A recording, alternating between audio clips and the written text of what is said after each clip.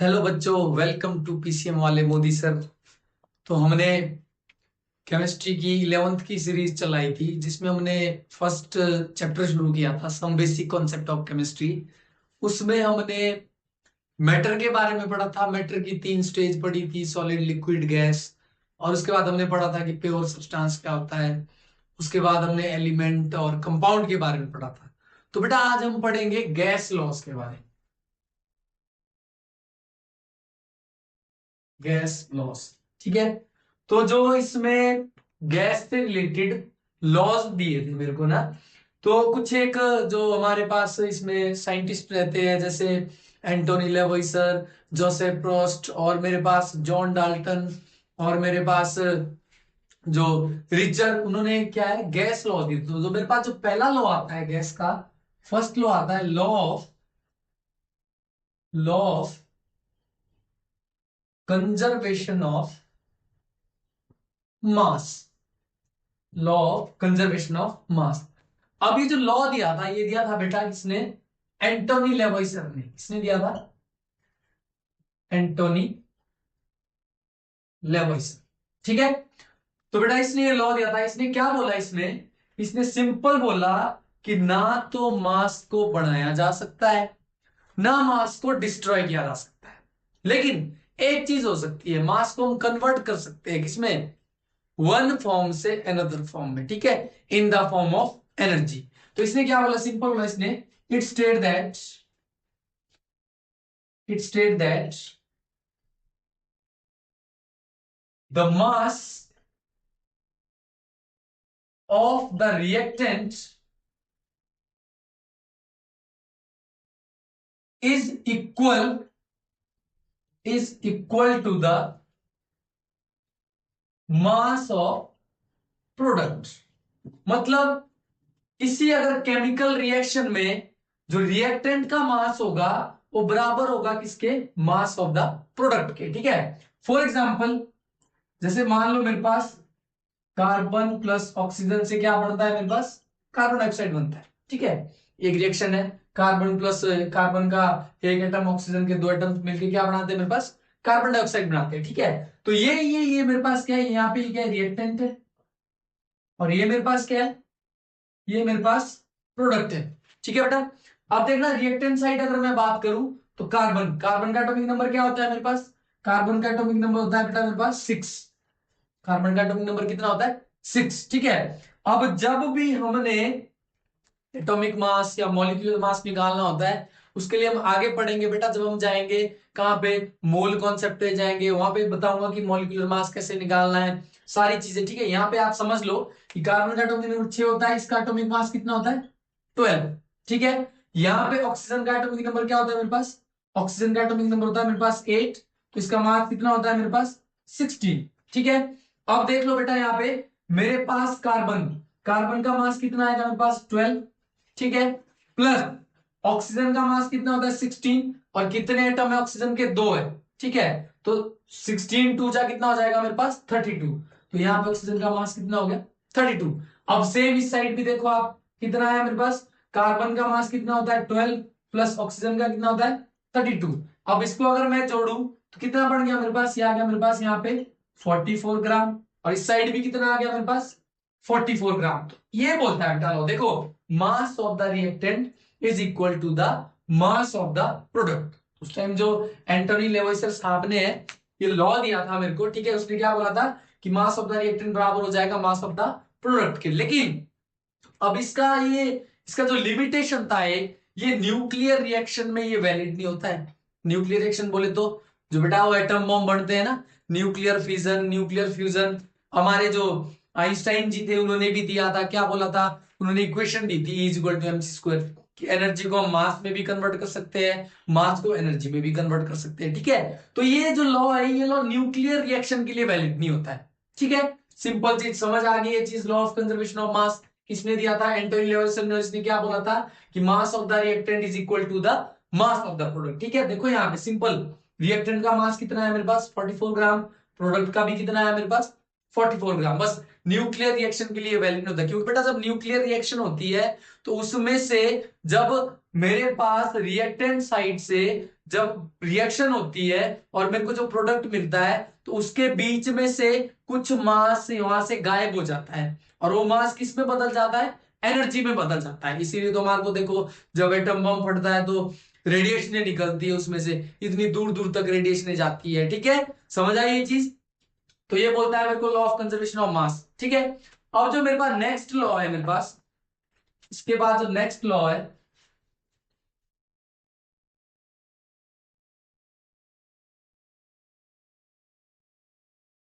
Next law आता है मेरे पास लॉ, सेकंड लॉ है बेटा ये, law definite, law of definite proportion. ठीक है, ये किसने दिया था, ये दिया बेटा जोसेफ प्रोस्ट ने। किसने दिया था, जोसेफ प्रोस्ट। ठीक है, अब इसने क्या बोला, अगर मैं सिंपल बोलूं तो इसने बोला there is no matter of source, there is no matter of source, same element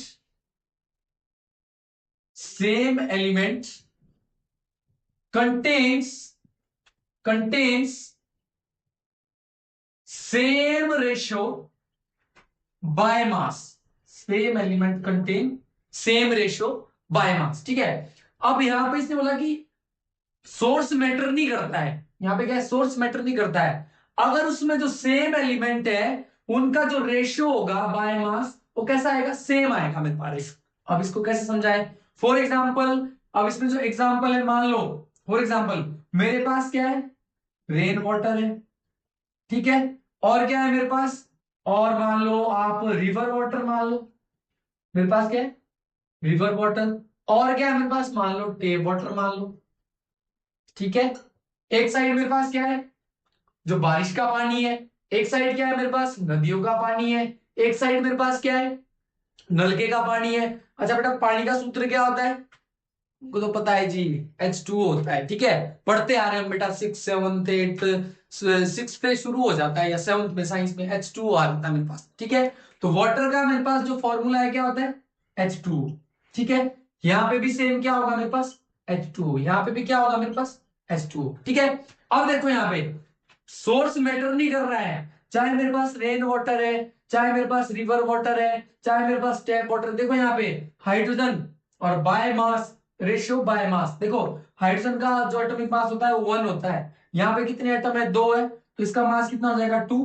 अब यहाँ पे ऑक्सीजन, ऑक्सीजन के साथ रेशियो, ऑक्सीजन का एटॉमिक नंबर होता है 8, कितना आ जाएगा, 8 2 जा 16, 2:16। अगर इसको मैं फर्दर सिंप्लीफाई करूं तो कितना आएगा मेरे पास, 2 1 जा 2, 2 8 जा 16, कितना आएगा फर्दर में, 1:8, ये चीज आएगी मेरे पास। ठीक है, अब मेरे पास H2O वाटर है मेरे पास, यहाँ पे भी सेम वही रेशियो, 2:16, कितना आएगा सिंप्लीफाई करके, 1:8। ठीक है, यहाँ पे भी सेम कितना आएगा, 2:16, सिंप्लीफाई करके कितना आएगा, 1:8। तो देखो बेटा कितनी अच्छी बात बोली इन्होंने कि सोर्स मैटर नहीं करता है।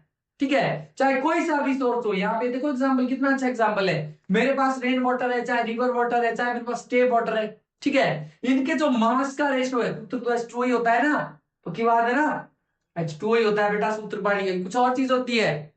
समझ आई ये चीज। ठीक है, देखो यहाँ पे भी रेशियो 1:8 आ रहा है, यहाँ पे भी 1:8 आ रहा है, यहाँ पे भी 1:8 आ रहा है मेरे पास बाय मास। ठीक है, तो ये बात बोली थी किसने, जोसेफ प्रोस्ट ने बोली थी। कौन सा लॉ दिया था इन्होंने, लॉ ऑफ डेफिनेट प्रोपोर्शन। ठीक है, इसके बाद जो मेरे पास तीसरा लॉ आता है, इसके बाद जो मेरे पास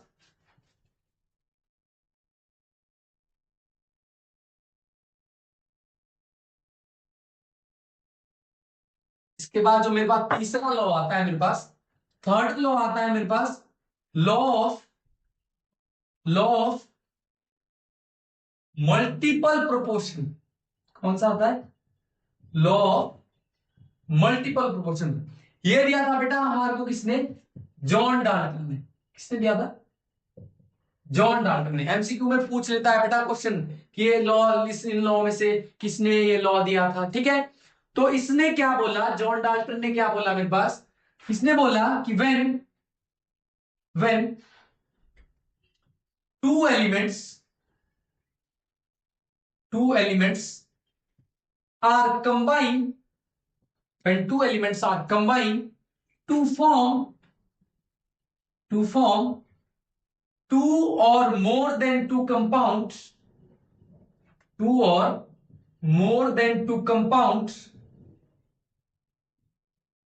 then different mass of one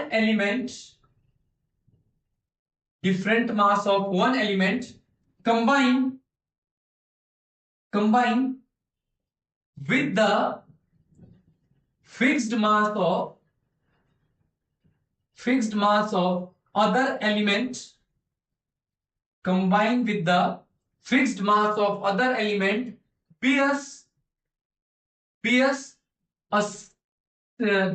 a same or whole number ratio, ठीक है। इसने क्या बोला कि अगर दो एलिमेंट आपस में कंबाइन कर रहे हैं, दो या दो से ज्यादा कंपाउंड बना रहे हैं, तो different mass of one element, जो डिफरेंट मास होगा किसी एक एलिमेंट का, वो कंबाइन होगा with the fixed mass of other element, bears a same और होल नंबर रेशियो। ये होल नंबर रेशियो मिलेगा मेरे को इनका, ठीक है।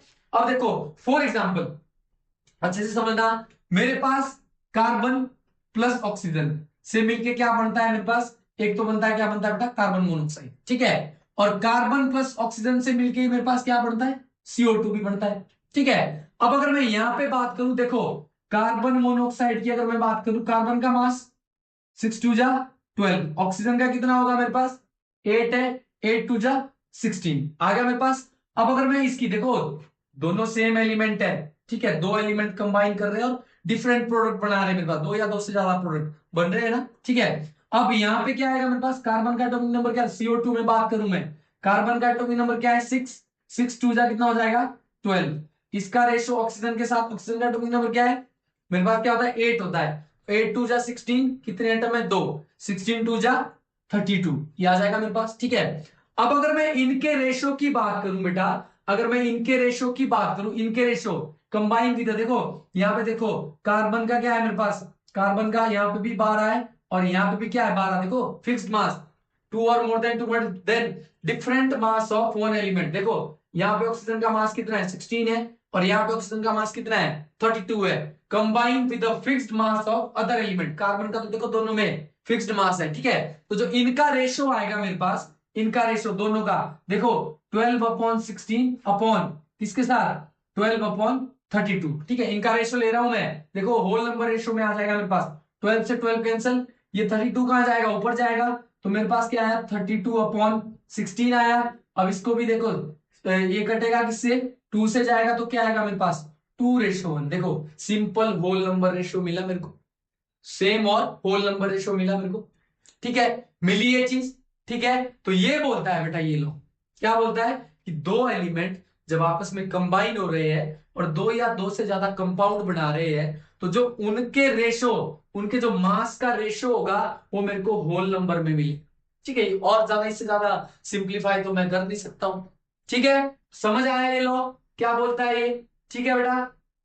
अब मेरे पास जो नेक्स्ट आता है, मेरे पास नेक्स्ट जो लॉ आता है मेरे पास, वो आता है मेरे पास लॉ ऑफ रेसिप्रोकल प्रोपोर्शन। ये चीज आपको समझ आ गई होगी बेटा, बिल्कुल अच्छे से एग्जाम्पल के साथ आपने एग्जाम में लिखना है, ये चीज प्रॉपर एग्जाम्पल देना है। और इससे रिलेटेड बेटा MCQ भी आते हैं, वो हम इसके बाद करेंगे, जैसे हमारे पास ये चैप्टर खत्म हो जाएगा उसके बाद हम MCQ करेंगे इसके, ठीक है। तो जो मेरे पास नेक्स्ट आता है, मेरे पास नेक्स्ट जो फोर्थ लॉ आता है मेरे पास, वो आता है मेरे पास law of reciprocal, law of reciprocal proportion. ये देखो रेसिप्रोकल, ये लॉ बेटा बहुत इंपॉर्टेंट है, ये लॉ बहुत को, इसको समझना बिल्कुल अच्छे से समझना, क्योंकि बहुत सारों की कंफ्यूजन होती है इस लॉ में, ठीक है। तो ये किसको, किसने दिया था, इसको दिया था बेटा रिचर ने, इसने दिया था रिचर ने, ठीक है। अब इसने क्या बोला इसमें बिल्कुल अच्छे से लिखना, नोट करना अच्छे से, ठीक है। इसने बोला कि when two elements when two elements are combined separately, when two elements are combined separately with the fixed mass of with the fixed mass of third element with the fixed mass of third element, then the ratio of their masses in which they do so bears a simple whole number ratio to the ratio of masses in which they combine themselves। ठीक है, एक एक line पढ़ना, बिल्कुल अच्छे से पढ़ना बेटा। ये क्या बोलता है कि अगर दो एलिमेंट कंबाइन है, हो रहे हो सेपरेटली, किसके साथ? With the fixed mass of third element, तीसरा जो एलिमेंट है उसका मास हमने फिक्स्ड कर रखा है, ठीक है। Then the ratio of their masses, जब ये दो एलिमेंट कंबाइन हुए तीसरे एलिमेंट का, तो उनके वो जो प्रोडक्ट बनाएंगे, जो उनका रेशियो होगा, in which they do so bears a simple whole number ratio. किसमें मिलेगा मेरे को? सिंपल होल नंबर रेशियो में मिलेगा। किसके साथ? To the ratio of masses in which they combine themselves. ठीक है, अब देखो सिंपल ये चीज एग्जांपल के साथ समझो। देखो मान लो मेरे पास क्या है, कार्बन है, ठीक है, ये सल्फर है मेरे पास, ठीक है। अब दो एलिमेंट ले लिए मैंने, ये कंबाइन कर रहे हैं ऑक्सीजन के साथ, इसका मास, ये तीसरा एलिमेंट है। दो एलिमेंट कार्बन और सल्फर ले लिए, कंबाइन कर रहे हैं किसके साथ? ऑक्सीजन का। तीसरा, इसका मास फिक्स कर लिया मैंने। देखो जब कार्बन ऑक्सीजन के साथ मिलेगा तो क्या बनाएगा? CO2 बनाएगा। जब सल्फर ऑक्सीजन के साथ मिलेगा क्या बनाएगा? Sulphur dioxide. ठीक है, अब अगर मैं इनका मास निकालू, देखो यहाँ पे कार्बन का क्या आएगा? 12, इसका कितना आएगा? 32। अभी बता रखी है मैंने एक चीज, ठीक है। यहाँ पे कितना हो? सल्फर का एटॉमिक नंबर बताओ लगाया पीरियोडिक टेबल की नहीं लगाया? अब तक तो लगा दिया होगा, ठीक है। तो बताओ सल्फर का क्या आएगा मेरे पास? सल्फर का होता है बेटा मेरे पास कितना होता है? 16। कितना होता है मेरे पास? 16 होता है। तो 16 टू जा कितना आएगा? यहाँ पे भी 32 रेशियो 32, ठीक है। इसका आ जाएगा मेरे को ऑक्सीजन का, तो यहाँ पे 32 ही आएगा, ठीक है। अब अगर मैं इनका रेशियो करूं बेटा, इनका रेशियो, ठीक है, तो इन दोनों का रेशियो क्या आएगा मेरे पास? देखो 12/32 अपॉन में क्या आएगा? 32/32, ठीक है। अब देखो यहाँ पे 32 से 32 कैंसिल, क्या आया मेरे पास? मेरे पास आया 12/32। ये जाएगा मेरे पास, जाएगा किससे जाएगा? 4 3 जा 12, 4 8 जा कितना आएगा मेरे पास? 32। तो इसका जो रेशियो आया मेरे पास कितना है? 3:8, ठीक है। ये तो आ गया इन दोनों का रेशियो। देखो इसने बोला है ना रेशियो ऑफ देयर मासेस, इन दोनों का रेशियो तो मैंने निकाल दिया। अब ये बोल रहा है इनका रेशियो किसके साथ करना है? इसके साथ करना है, ratio of masses in which they combine themselves. इनका रेशियो किसके साथ करना है? जब ये आपस में कंबाइन कर रहे होंगे दोनों, कार्बन और सल्फर, ठीक है। अभी आपस में कंबाइन करके क्या बनाएंगे मेरे पास? CH2 बनाएंगे, ठीक है। अब देखो कार्बन का मेरे पास एटॉमिक मास कितना होता है? कितना होता है मेरे पास? 12। और सल्फर का अभी बताया मैंने कितना होता है? 32 होता है। तो 32 है, यहाँ पे कितने हैं? दो एटम है सल्फर के, ठीक है। तो 32 मल्टीप्लाई 2 कितना हो जाएगा मेरे पास? 64, ठीक है। अब इसको अगर फर्दर मैं अगर इसको सिंप्लीफाई करूं तो किससे जाएगा? ये जाएगा मेरे पास 12/64 है मेरे पास, 6 से जाएगा यहाँ पे 3 2, और जाएगा यहाँ पे 3 से जाएगा, और यहाँ पे कितना आएगा? 16। कितना आएगा मेरे पास? 3:16 आएगा। इसको मैं सिंप्लीफाई कर रहा हूँ, 12 रेशो कितना आएगा मेरे पास? इसको सिंपल करके 3:16 आएगा, ठीक है। अब इसका रेशो इसके साथ करना है आपने, इसने बोला है इसका रेशो जब इसके साथ करोगे तो मेरे पास लास्ट में एक सिंपल होल नंबर रेशो मिल जाएगा, ठीक है। अब देखो जब ये सेपरेटली कंबाइन कर रहे थे किसी तीसरे एलिमेंट के साथ, ऑक्सीजन का मास देखो फिक्स है, यहाँ पे भी 32 है, यहाँ पे भी 32 है, ठीक है। तो इन दोनों का जब कंबाइन हुआ तो मेरे पास रेशो कितना है, 3:8, ठीक है। अब इसका रेशो किसके साथ करना है, जब ये आपस में कंबाइन हो गए कार्बन और सल्फर, इसका रेशो कितना है मेरे पास, 3:16, ठीक है। अब इन इसका रेशो इसके साथ करना है तो क्या आएगा मेरे पास, देखो यहाँ पे 3/8 अपॉन ये कितना है मेरे पास 3/16। तो देखो बेटा 3 से 3 कैंसिल हो गया मेरे पास, अभी 16 ऊपर जाएगा तो क्या है मेरे पास 16/8, 8 1 8 2 जा 16, कितना है मेरे पास 2:1, ठीक है बेटा। तो ये आ गया मेरे पास रेशो, लास्ट में इससे इस लास्ट सिंपलीफाई तो नहीं कर सकता हूं मैं, ठीक है। तो ये बोलता है ये लोग क्या है, दो एलिमेंट अगर कंबाइन करेंगे किसके साथ, with the fixed mass of third element, ठीक है। तो इसके साथ क्या होगा मेरे पास, जो इनका रेशो आएगा मेरे पास, उसका रेशो किसके साथ करना है, जब ये आपस में कंबाइन करेंगे तो मेरे को एक सिंपल होल नंबर रेशो मिलेगा, ठीक है बेटा। तो इतनी चीज हो गई। अब जो मेरे पास एक लास्ट लॉ आता है गैस का, वो आता है मेरे पास एवोगैड्रो लॉ। इस एवोगैड्रो से प्यार कर लो बहुत, इसमें तो यही चलेगा, जब मोल कॉन्सेप्ट आएगा तो एवोगैड्रो साहब को तो याद रखना ही पड़ेगा। क्या रखना है याद आपने, 6.022 इंटू 10⁻23, ये याद रखनी है वैल्यू आपने, ठीक है। तो लास्ट लॉ पढ़ते हैं हम कौन सा,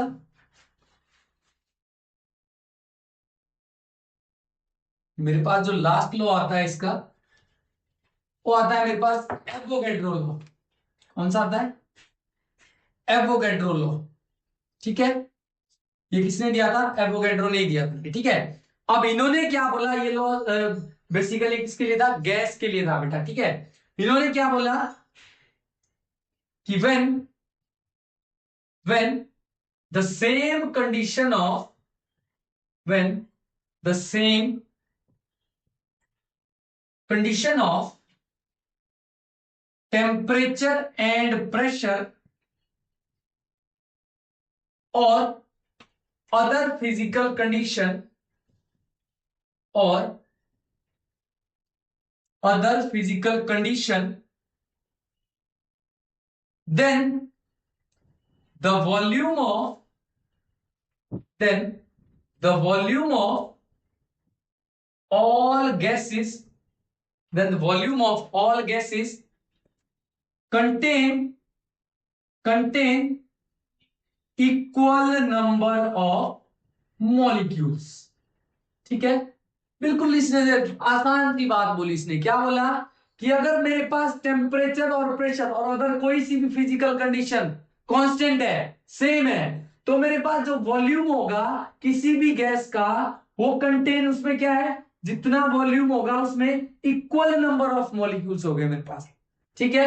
volume of all gases contain equal number of molecule, जो वॉल्यूम होगा मेरे पास गैस का उसमें बराबर मॉलिक्यूल्स होंगे, ठीक है। तो यहां से अगर मैं एक बात बोलूं तो जो मेरे पास वॉल्यूम होगा गैस का, ठीक है, तो डायरेक्टली प्रोपोर्शनल टू किसके हो जाएगा मेरे पास, नंबर ऑफ मॉलिक्यूल के हो जाएगा, ठीक है। एन से डिनोट कर देता, कैपिटल एन से नंबर ऑफ मॉलिक्यूल, और वी क्या है, वॉल्यूम, ठीक है। तो मतलब मैं बोल सकता हूं यहाँ पे, क्या बोल सकता हूँ, यहां से क्या मिला मेरे को कि अगर मैं बेटा क्या है, ये नंबर ऑफ मोल्स बढ़ाऊंगा तो मेरे पास क्या है, वॉल्यूम भी बढ़ेगा, बढ़ेगा नहीं बढ़ेगा, ठीक है। अगर मैं नंबर ऑफ मोल्स घटाऊंगा तो मेरे पास वॉल्यूम भी घटेगा, ऑब्वियस सी बात है, या नंबर ऑफ मॉलिक्यूल्स घटाऊंगा, ठीक है।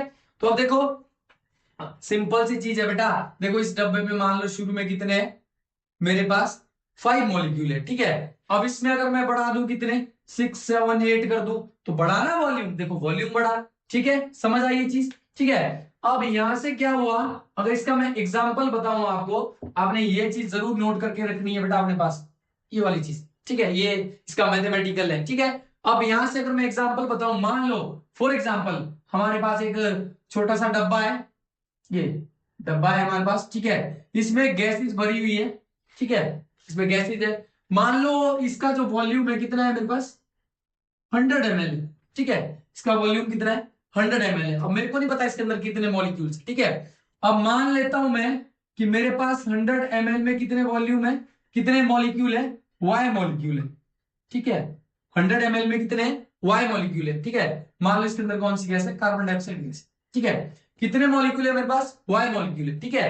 अब सुनो मेरी बात, देखो अगर वॉल्यूम हो जाता है मेरे पास कितना 50 ml, ठीक है, आधा हो गया वॉल्यूम, तो मेरे पास मॉलिक्यूल भी कितने हो जाएंगे, हाफ हो जाएंगे मेरे पास, हो गए कि नहीं हो गए, देखो ना जितने नंबर ऑफ मॉलिक्यूल्स बढ़ाऊंगा या जितने नंबर ऑफ मॉलिक्यूल्स घटाऊंगा उतना ही मेरे पास वॉल्यूम भी घटेगा। ठीक है, तो देखो अगर 100 ml है मेरे पास तो कितने हैं, मान लिए मैंने Y मॉलिक्यूल है, ठीक है, और मेरे पास 50 ml में कितने आएंगे, हाफ आएंगे। अब देखो, अब अगर इसको मैं रिलेट करूं तो देखो, मान लो मेरे पास 100 ml वॉल्यूम है किसी गैस का, ठीक है, और उसमें कितने मॉलिक्यूल है, फॉर एग्जाम्पल मान लो कितने मॉलिक्यूल है मेरे पास, 10 मॉलिक्यूल है। कितने मॉलिक्यूल है मेरे पास, 10 मॉलिक्यूल है, ठीक है। अब मैं इसको वॉल्यूम क्या कर दिया मैंने, घटा दिया, 50 ml कर दिया, तो इसके अंदर मॉलिक्यूल भी कितने बचेंगे बेटा, बताओ, 10/2 कितने बचेंगे, 5 मॉलिक्यूल। ठीक है, तो ये बोलता है ये लोग, सिंपल चीज, ठीक है, कि जितने ज्यादा नंबर ऑफ मॉलिक्यूल होगे मेरे पास उतना ही वॉल्यूम बढ़ेगा, और अगर नंबर ऑफ मॉलिक्यूल को घटाओगे तो वॉल्यूम भी घटेगा। ठीक है प्यारे बच्चों, तो पढ़ते रहो, आगे बढ़ते रहो, और लाइक शेयर सब्सक्राइब करना मत भूलिए, आगे भेजते रहिए सबको, जितने भी आपके आस पड़ोस में जितने भी बच्चे हैं। हमने नई सीरीज शुरू की है बेटा, कुछ टाइम में हम इसके एमसीक्यू भी लाएंगे, और जो बच्चे एनडीए की तैयारी कर रहे हैं या जो बच्चे जेई के लिए है मेरे पास, ठीक है, और जो स्टेट टेट होता है मेरे पास, सी टेट होता है साइंस से रिलेटेड, तो बेटा जितने भी बच्चे हैं जो भी है सब तक इस वीडियो को पहुंचा दो बेटा, और मेरे साथ चलते रहो, आगे बढ़ते रहो। Thank you so much.